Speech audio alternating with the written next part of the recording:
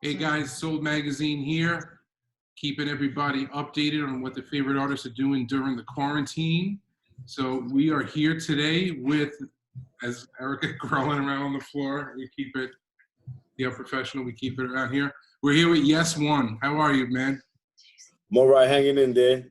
How you guys doing? You know, about to strangle each other, but no one is, no one's called the cops yet, so we're doing okay, I guess.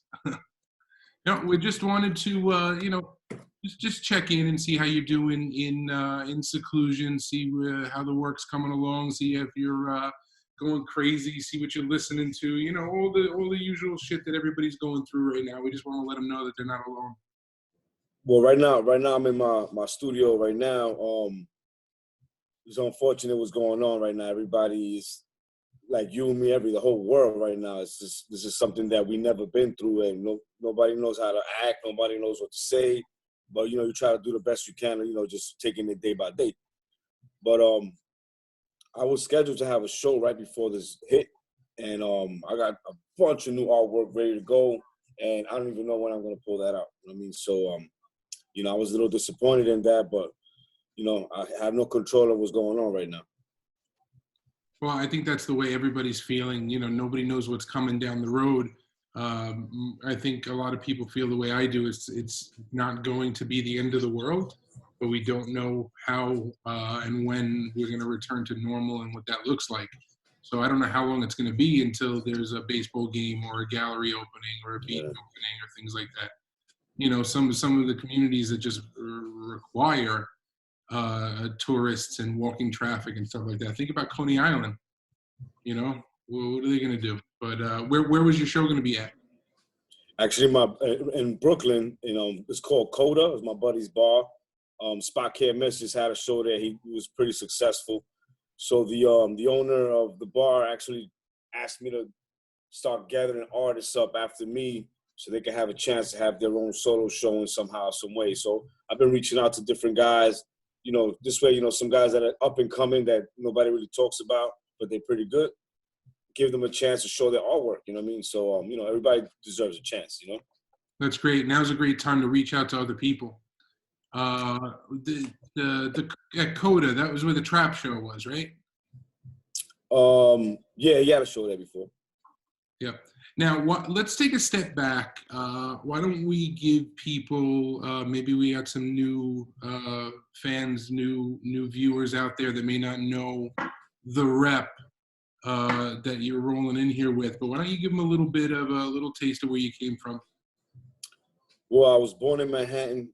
I grew up in the South Bronx in the early 70s, where the Bronx was burning, basically. It was actually more peaceful them times than it is now, you know what I mean? It was just straight up hood. I grew up in the projects. I was right there in the era of when hip hop started. Africa Bambaataa, Sugar Hill Gang, Grandmaster Flash, Fuse 5, you know what I mean? Them days, you know what I mean? This when the train era was still going on. I was only 10 years old when I was introduced to graffiti. Smiley 149, rest in peace. He introduced me to graffiti as a little kid. I was looking at the trains, and ever since then, I fell in love with it. And as I grew older, I was, drawing. I was a little kid. But, I hung out with a lot of old school artists. And then when I moved up to, my father bought a house in 81. He wanted to get us out the hood. So he bought a house up in the North Bronx. And that's when I met Clark Fly D. And he pretty much had all the style. And that's my base style where I learned from. And then from there, it just grew. You know what I mean? I also stopped for a long time because I had a child at an early age. So I put the can down for a long time. And then I had the itch, but I always kept drawing. And then when I had the itch, I came back and everything changed. The cans changed, the caps changed. But it's like riding a bike, you know what I mean? So I roll with the punches. I just got back in there, and I'm here now. Now, a little bit of unfortunate news in the community this week. We lost Nick 707. Yeah, I got the news yesterday that broke my heart. We also lost OG Beast. He's another good guy. He's always pop up at the shows with his son, and that was another unfortunate loss. we lost a few guys along the way, man. There's been a bunch of them that are gone that broke my heart. But you know, a lot of them lost their lives, you know, through you know, mistakes in life, and a lot of them lost their life, you know, like unfortunately Nick, man, that broke my heart. Yeah, he's one of the nicest guys rolling around. I mean, I love the train stuff, the train series that he was doing, bringing back the old school cats like Tacky and them. Yeah. We'll pop them in the slots. Yeah. It just makes all the sense in the world to me. You're not damaging anything. You're keeping that old school rep, that old school type of flair to it, and it's Instagram worthy. It's snap quick picture worthy. You know, it was current. I really liked what he was doing. He also had great stories every time. Stop. He would talk, and he'll have a little group around him. You know what I mean? So he had that good energy. He was a good dude. May he rest in peace. For sure.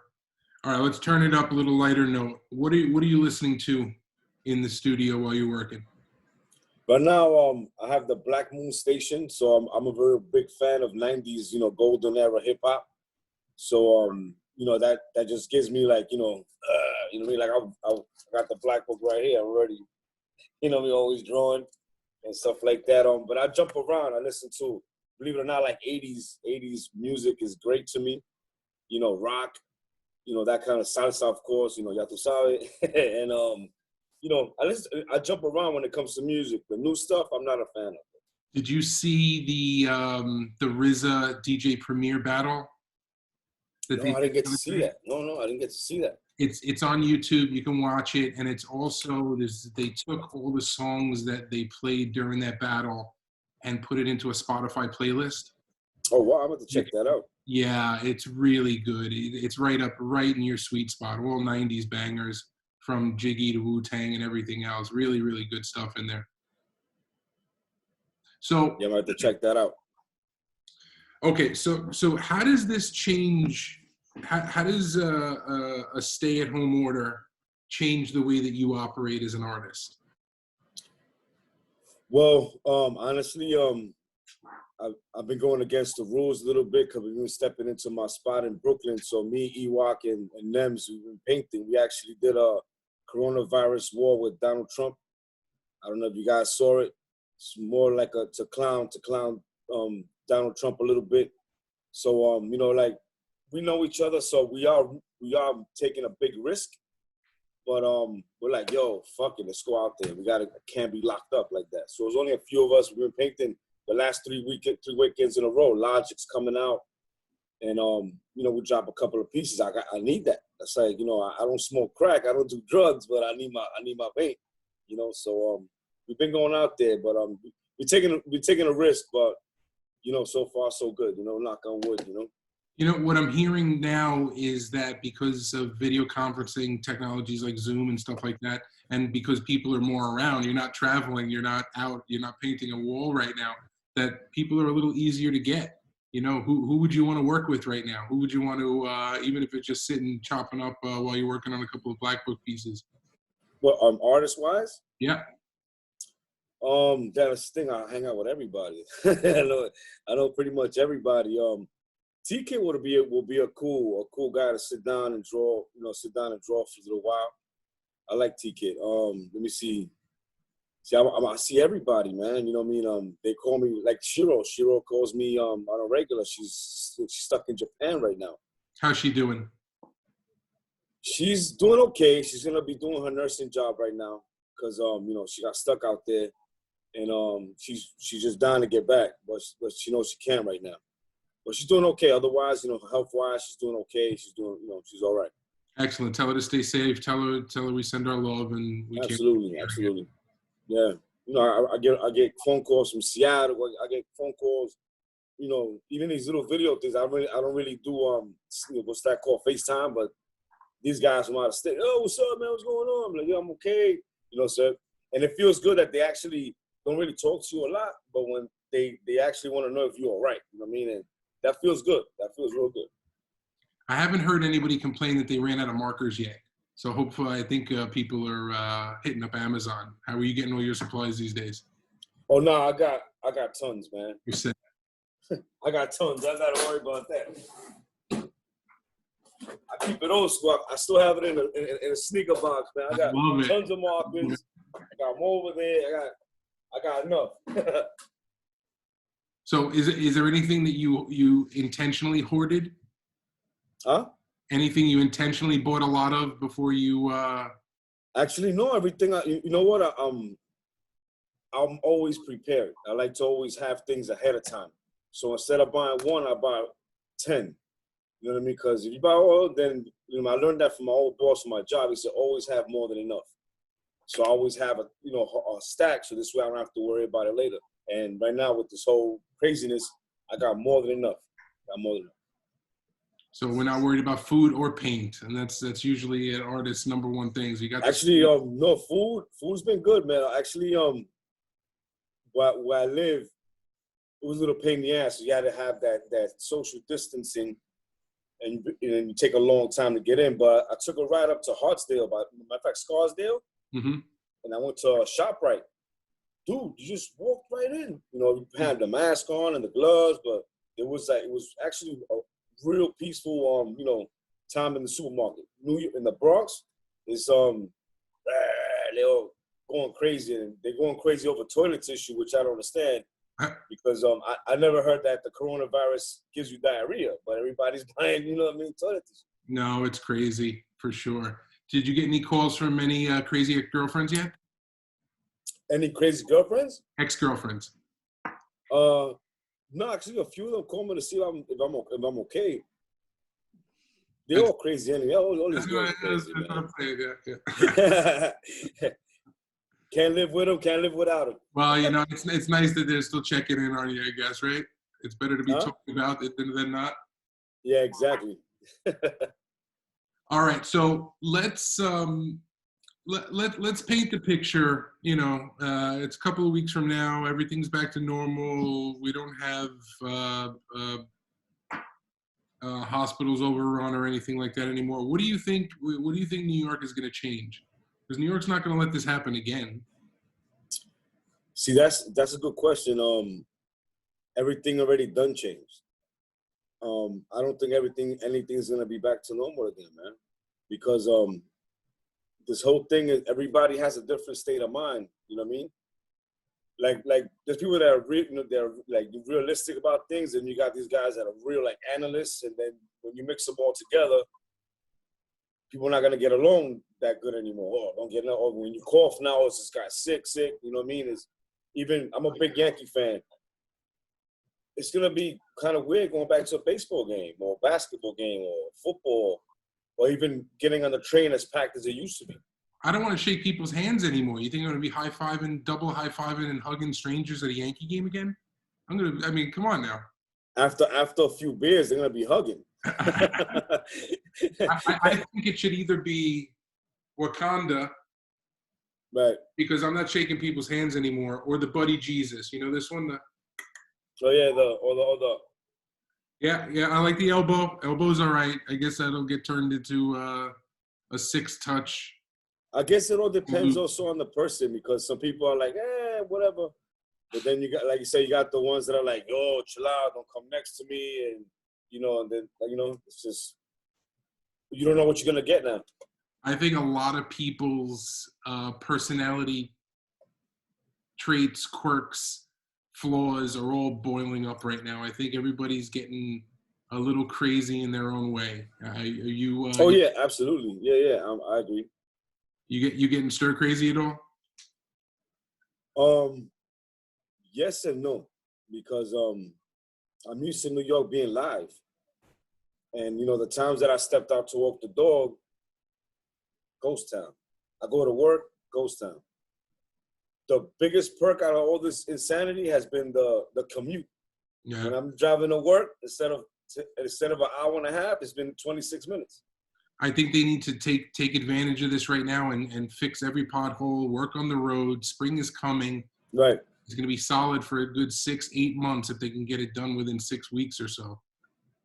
No, I've seen a lot of Con Ed workers out there working, and also a lot of road service been going on, especially at nighttime, because now there's really no cars, so they've been closing the roads more, working them. So but still, it's just still crazy. I heard some people complaining about their internet slowing down because everybody's at home using it now. I haven't really noticed that much. The computer, I get on it, just to like pay my bills and stuff like that. The phones, look at Instagram, and I like to go home and watch TV. I'm an old school guy. I like to watch the news. I like to watch Jeopardy. So that's like my routine. You see any good movies lately? Actually, I did. When I went to Puerto Rico for a graffiti event, I saw Ford and Ferrari. I was impressed with that. I was like, wow, that was a good one. And I saw what was that called? With Tom Hanks, Mr. Robinson, with a Friendly Neighborhood, something like that. Oh yeah. That was pretty good too. Yeah, she liked it.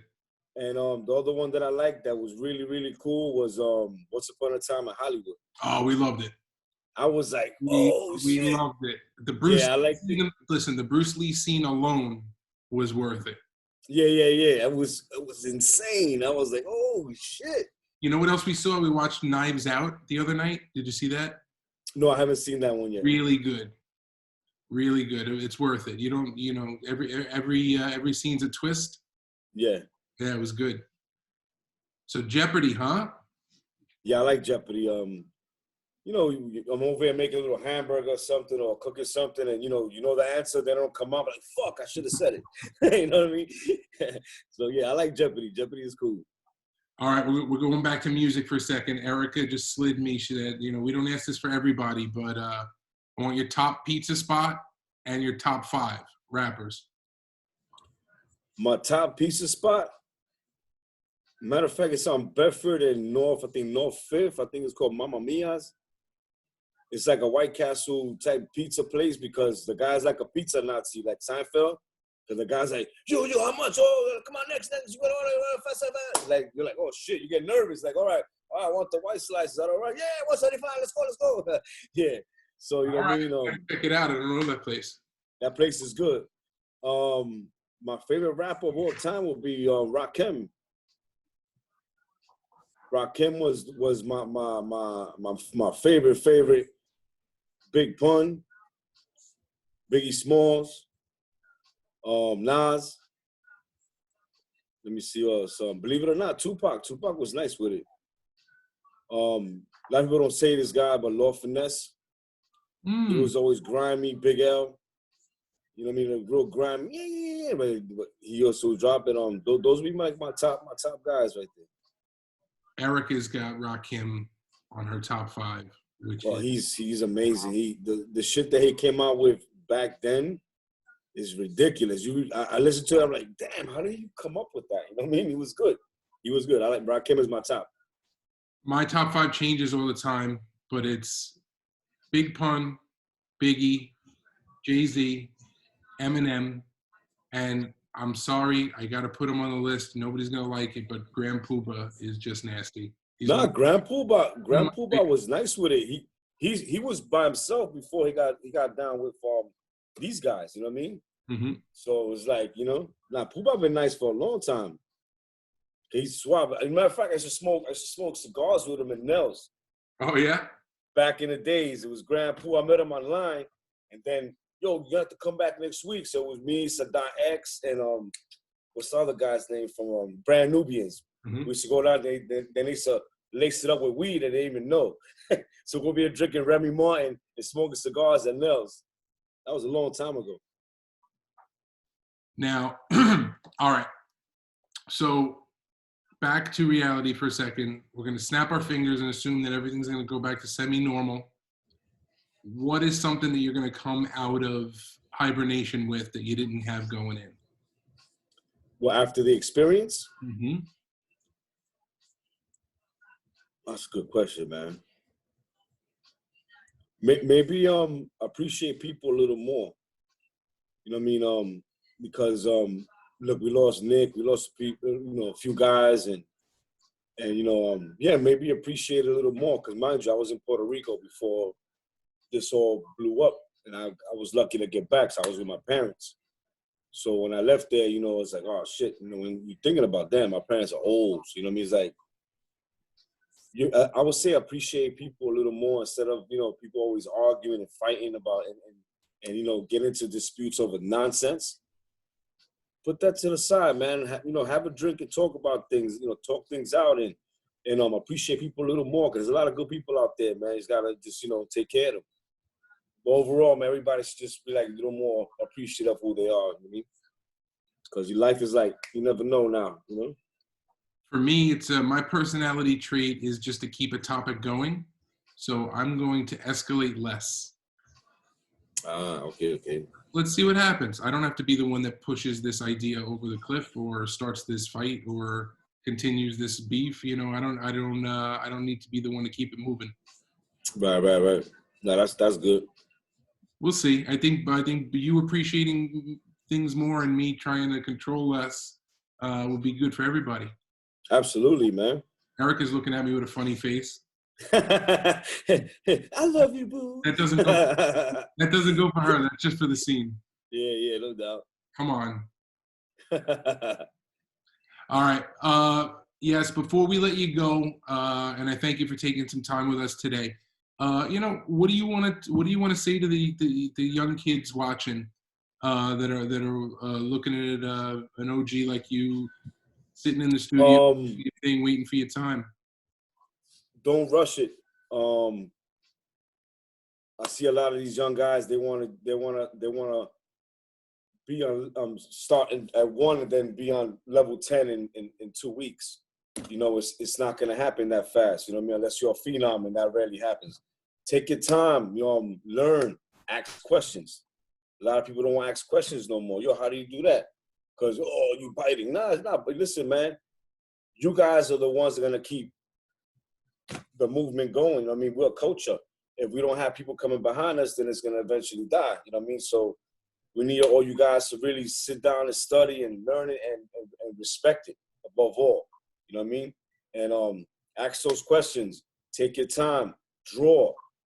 The key to success is to constantly draw. Get off the computer. Use a pencil. Use an eraser. Use your brain. So just keep this culture alive because honestly, I love graffiti and I'm part of it, and I just want to keep going forever. And whatever I do, if it influences you, take it with you, put it in your pocket, and keep going. I love it. Lastly, please let everyone watching know what your social media is and where they can find you online. Okay, on Instagram is Yes1 is Yes1 is YSONE, but the O is a 0, so it's a little confusing. Believe it or not, Yes1 is a cosmetic company out in California. I was like, oh fuck, but it's YS0NE for Yes1 on Instagram. Follow me there.